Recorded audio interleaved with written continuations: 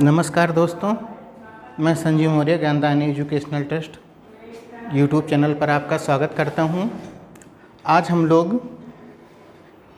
से हम लोग 11th और 12th की फिजिक्स पढ़ेंगे। तो सबसे पहले हम लोग चलिए शुरू करते हैं डायमेंशनल एनालिसिस।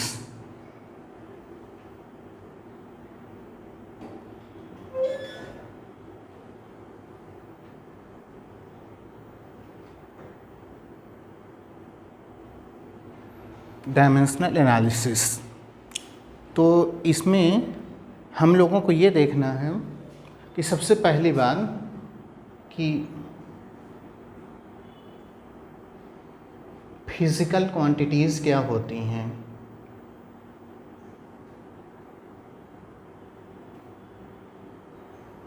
फिज़िकल क्वांटिटीज़ क्या होती हैं? तो फिज़िकल क्वांटिटीज़ का मतलब होता है भौतिक राशियाँ। वे राशियाँ जिनकी सहायता से हम भौतिक विज्ञान के नियमों का उल्लेख करते हैं उन्हें भौतिक राशियाँ कहा जाता है। The quantities with the help of which we explain laws of physics are known as physical quantities. For example, force, mass, acceleration मतलब बल, द्रव्यमान, त्वरण, समय, द्रव्यमान, या इस प्रकार की जो भी राशियां हैं जिनकी सहायता से हम भौतिक विज्ञान के नियमों का उल्लेख करते हैं या भौतिक विज्ञान के नियमों की व्याख्या करते हैं, उन्हें हम भौतिक राशियां कहते हैं। फिलहाल ये जो भौतिक राशियां होती हैं, ये भौतिक राशियां दो प्रकार की होती हैं। ये जो physical quantities are of two types. Physical quantities दो प्रकार की होती हैं। एक फंडामेंटल क्वांटिटीज़,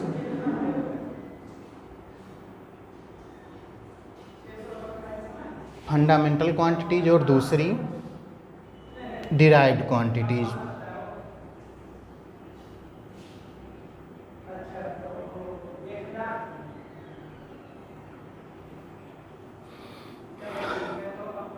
फंडामेंटल क्वांटिटीज़ का मतलब होता है मूल राशियाँ,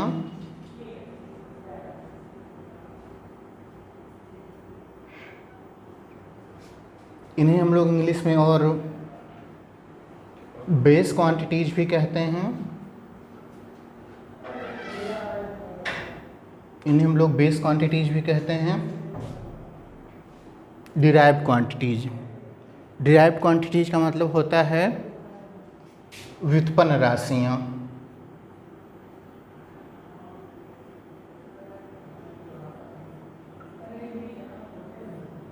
व्युत्पन्न राशियाँ।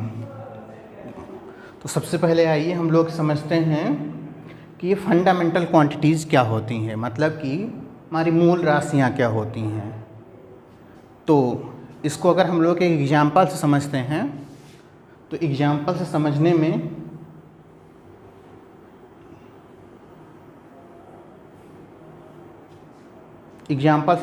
हमें सबसे पहले ये समझना होगा, जैसे अगर हम लोग एक बात करते हैं length, mass, time,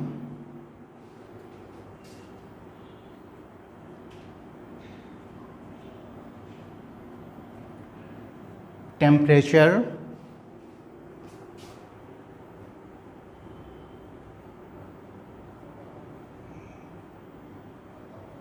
electric current,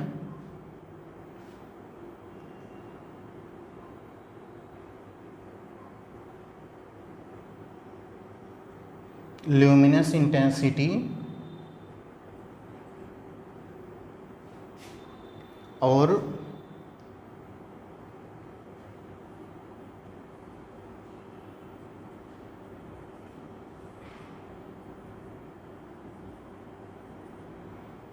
quantity of matter.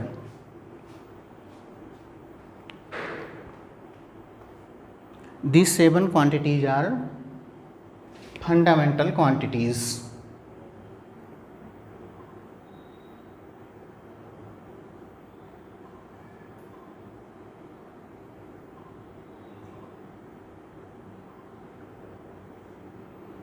ये जो 7 राशियाँ हैं हमारी, ये मूल राशियाँ होती हैं। अगर इनके अलावा हम देखते हैं, जैसे अभी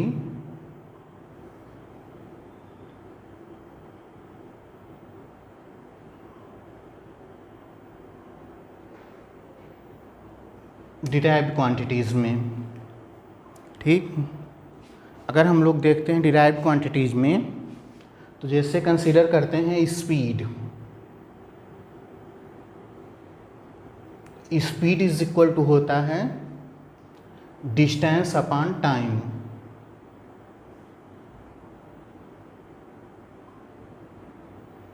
speed is equal to distance upon time. तो इससे क्लियरली हम लोग एक चीज़ ये देख सकते हैं कि स्पीड को रिप्रेजेंट करने के लिए डिस्टेंस और टाइम, इन 2 क्वांटिटीज़ की हेल्प लेनी पड़ रही है। जबकि इन 7 क्वांटिटीज़ में अगर हम लोग गौर से देखें तो इन 7 क्वांटिटीज़ को रिप्रेजेंट करने के लिए हमें किसी और दूसरे क्वांटिटी की सहायता नहीं लेनी पड़ती है। तो यहाँ पर ये जो 7 क्वांटिटीज़ हैं हमारी, ये फंडामेंटल क्वांटिटीज़ या बेस क्वांटिटीज़ कही जाती हैं, जिसे हम लोग मूल राशियाँ भी कहते हैं। और जैसे हम लोग देख रहे हैं speed, speed is equal to distance upon time. Force, force is equal to mass into acceleration. तो यहाँ पर अगर हम लोग देखें तो यहाँ पर हमें इन क्वांटिटीज़ को रिप्रेजेंट करने के लिए किसी दूसरी क्वांटिटीज़ की रिक्वायरमेंट पड़ रही है, ठीक। जैसा कि हम लोग देख रहे हैं कि चाहे स्पीड हो जाए, चाहे फोर्स हो जाए, स्पीड को रिप्रेजेंट करने के लिए हमें डिस्टेंस और टाइम की रिक्वायरमेंट हो रही है, जबकि फोर्स को रिप्रेजेंट करने के लिए मास इनटू एक्सेलरेशन की रिक्वायरमेंट हो रही है, और एक्सेलरेशन को रिप्रेजेंट करने के लिए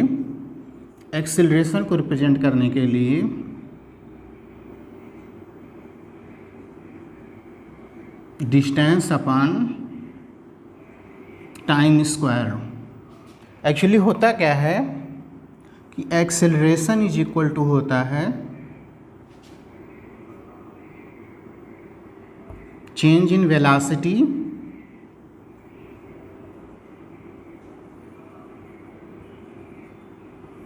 अपॉन टाइम इंटरवल।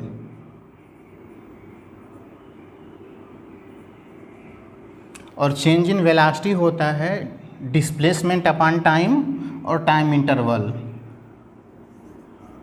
तो ये एक्सेलरेशन इज इक्वल टू हो जाएगा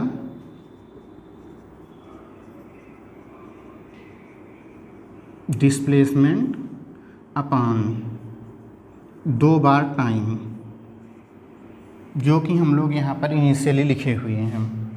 तो जैसा कि हम लोग यहाँ पर देखते हैं कि एक्सेलरेशन को रिप्रेजेंट करने के लिए डिस्प्लेसमेंट और टाइम की रिक्वायरमेंट हो रही है। तो हम लोग ये कहते हैं कि acceleration is derivative of displacement and time. मतलब कि जो एक्सेलरेशन है वो डिस्प्लेसमेंट और टाइम का डेरिवेटिव है। मतलब एक्सेलरेशन लेंथ और टाइम का डेरिवेटिव है। इसी प्रकार से स्पीड लेंथ और टाइम की डेरिवेटिव है।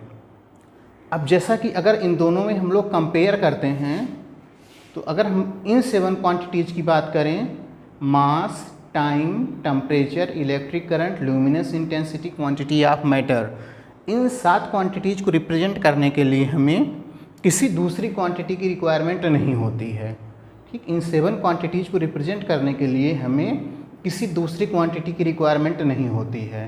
तो ये 7 क्वांटिटीज़ जो हैं वो फंडामेंटल क्वांटिटीज़ कही जाएंगी या बेस क्वांटिटीज़ कही जाएंगी। और जबकि इसके अलावा फिजिक्स में जितनी भी क्वांटिटी आती हैं, इनको रिप्रेजेंट करने के लिए हमें किसी एक या एक से अधिक फंडामेंटल क्वांटिटीज़ की रिक्वायरमेंट होती है, इसीलिए ये क्वांटिटीज़ क्या कही जाती हैं, डिराइव्ड क्वांटिटीज़ कही जाती हैं।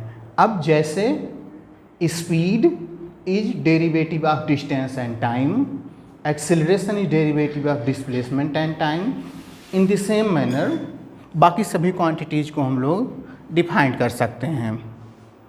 ठीक, आइए हम लोग चलते हैं और देखते हैं कि फंडामेंटल यूनिट्स क्या होती हैं और डिराइव्ड यूनिट्स क्या होती हैं। तो इसके लिए हम लोगों को जो देखना है फंडामेंटल यूनिट्स, देखिए इन 7 क्वांटिटीज़ की यूनिट्स, ये हमारे पास जो 7 फंडामेंटल क्वांटिटीज़ हैं, इन 7 फंडामेंटल क्वांटिटीज़ की यूनिट्स को हम लोग फंडामेंटल यूनिट्स कहते हैं। जैसे लेंथ की जो यूनिट है वो होगी मीटर,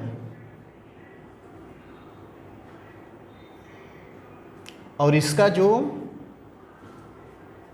रिप्रेजेंटेशन होता है वो होता है L। इसी प्रकार मास की जो यूनिट होती है वो होती है किलोग्राम, इसको हम लोग रिप्रेजेंट करते हैं M से। टाइम सेकंड, इसको रिप्रेजेंट किया जाता है T से। टेम्परेचर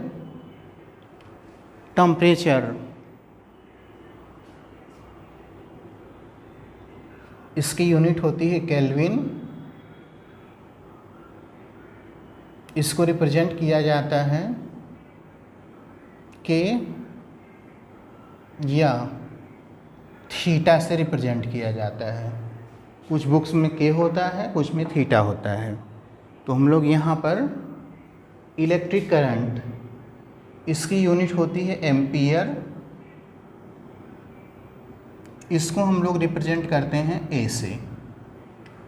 ल्यूमिनस इंटेंसिटी, इसकी यूनिट होती है कैंडिला, इसको रिप्रेजेंट करते हैं CD से।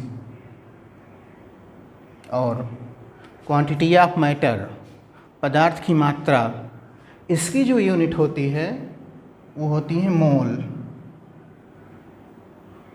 इसकी यूनिट होती है मोल, और इसको हम लोग रिप्रेजेंट करते हैं MOL से। ठीक, तो यहाँ पर जैसा कि हम लोग देख रहे हैं, ये जो 7 क्वांटिटीज़ हैं, ये 7 क्वांटिटीज़ जिन्हें हम लोग बेस क्वांटिटीज़ या फंडामेंटल क्वांटिटीज़ कहते हैं, इनकी जो यूनिट होती है उसे हम लोग बोलते हैं फंडामेंटल यूनिट्स।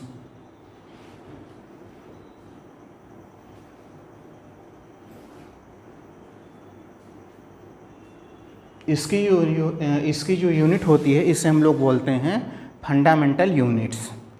मतलब जो हमारे पास बेस क्वांटिटी, जो बेस राशियाँ होती हैं, जो हमारे पास मूल राशियाँ होती हैं, इन मूल राशियों की जो भी यूनिट्स होती है इसे हम लोग मूल मात्रा कहते हैं। बेस राशियाँ मतलब हमारे पास जो मूल राशियाँ होती हैं उनके मात्रकों को हम लोग मूल मात्रा कहते हैं।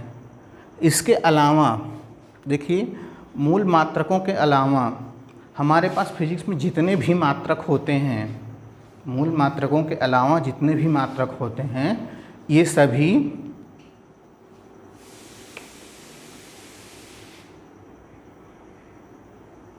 जैसे अब हम लोग बात करते हैं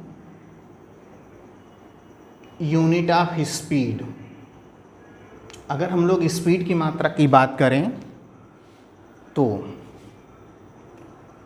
हो जाएगा, हम लोग जानते हैं speed is equal to distance upon time. इस प्रकार से स्पीड की जो यूनिट होती है वो डिस्टेंस की यूनिट अपॉन टाइम की यूनिट होगी। ठीक, तो unit of speed is equal to unit of speed is equal to unit of distance upon unit of time. Unit of distance metre, unit of time second. इस प्रकार से हम लोग कह सकते हैं इसकी जो यूनिट है वो मीटर पर सेकेंड है। इसकी जो यूनिट है स्पीड की यूनिट मीटर पर सेकेंड हो जाएगी। इसी प्रकार से अगर हम लोग अभी एरिया की यूनिट निकालने की बात करें, unit of area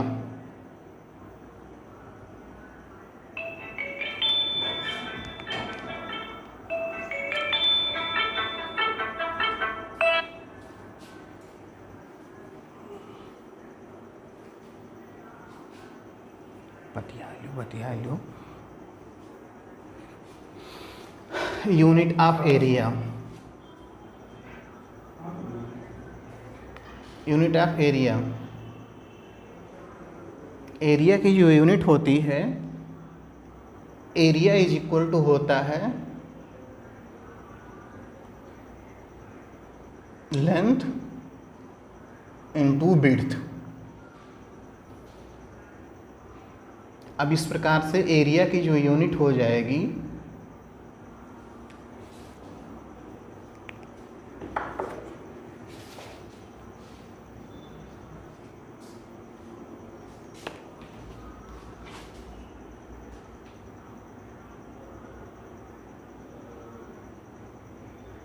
unit of area is equal to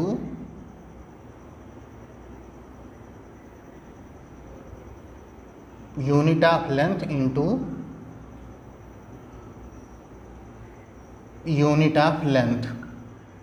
एक बात आपको यहाँ पर ध्यान रखनी होगी कि विड्थ चौड़ाई, किसी चीज़ की जो चौड़ाई होती है वो भी एक प्रकार की लेंथ ही होती है। इसलिए हम लोगों ने यहाँ पर एरिया की यूनिट लिखते समय 2 बार लेंथ को यूज कर लिया है। तो यहाँ पर ये हो जाएगा आपका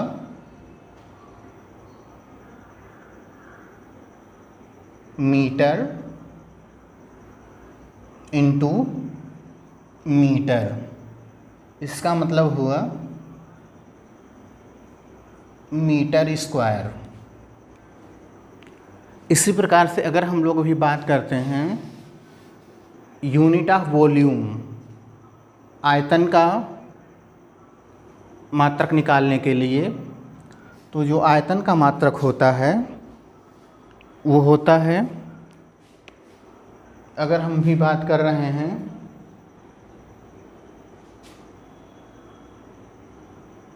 यूनिट ऑफ वॉल्यूम, तो यूनिट ऑफ वॉल्यूम जो होगा वो हो जाएगा, वॉल्यूम की वैल्यू जो होती है length into width into height होती है, LBH। तो इस प्रकार से यहाँ पर लेंथ तो लेंथ है ही, विड्थ भी एक प्रकार की लेंथ है, हाइट भी एक प्रकार की लेंथ है। तो इस प्रकार से जब हम यूनिट ऑफ वॉल्यूम की बात करेंगे तो ये हो जाएगी unit of length into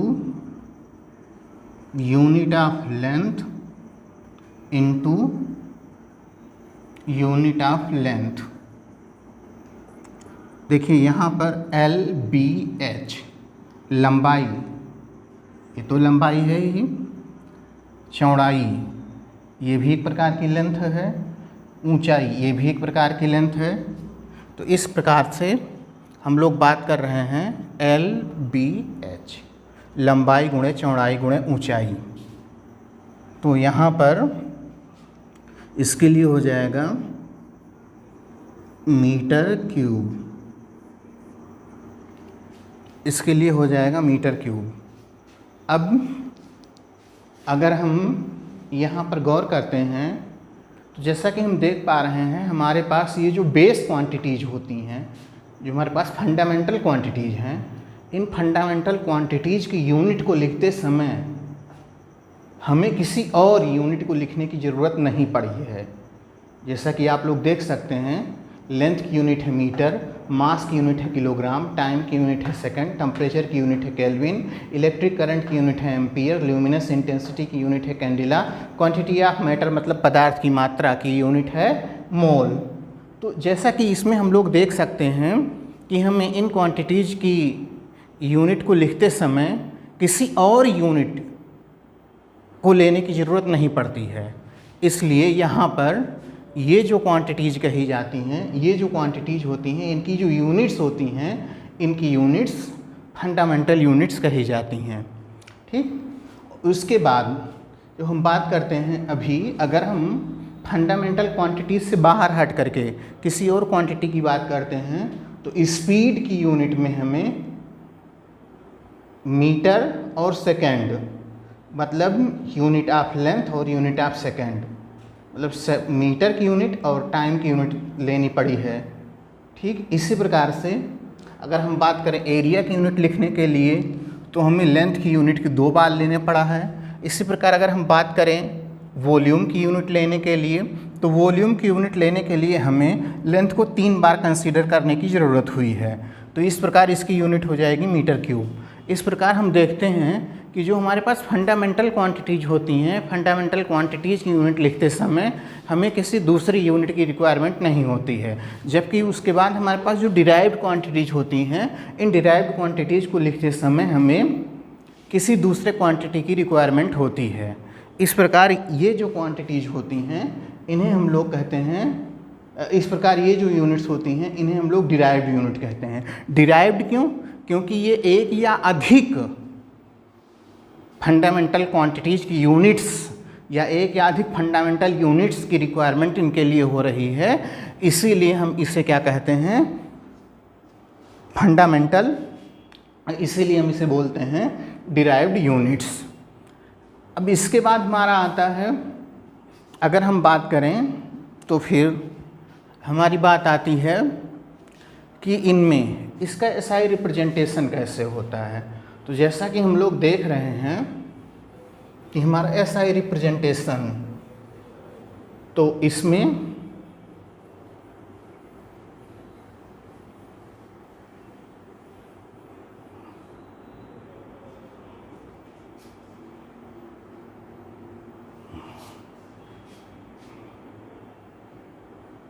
SI representation मतलब कि इसका जो है रिप्रेजेंटेशन क्या होता है, तो लेंथ का रिप्रेजेंटेशन होता है L, मास का M, टाइम का T, टेम्परेचर का केल्विन K या थीटा होता है, इलेक्ट्रिक करंट का A होता है, luminous intensity CD, quantity of matter mole MOL। अब इसके बाद हम लोग चलिए देखते हैं कि देखो ये तो बात हो गई हमारे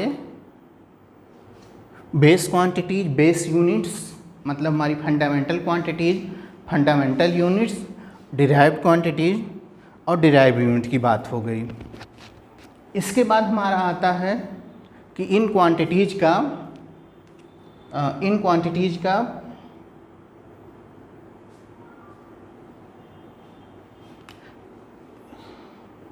मतलब यहाँ पर ये जो हम लोग पढ़ रहे हैं डायमेंशनल एनालिसिस, डायमेंशनल एनालिसिस की एप्लीकेशंस क्या हैं, तो इसको हम लोग अब नेक्स्ट क्लास में देखते हैं।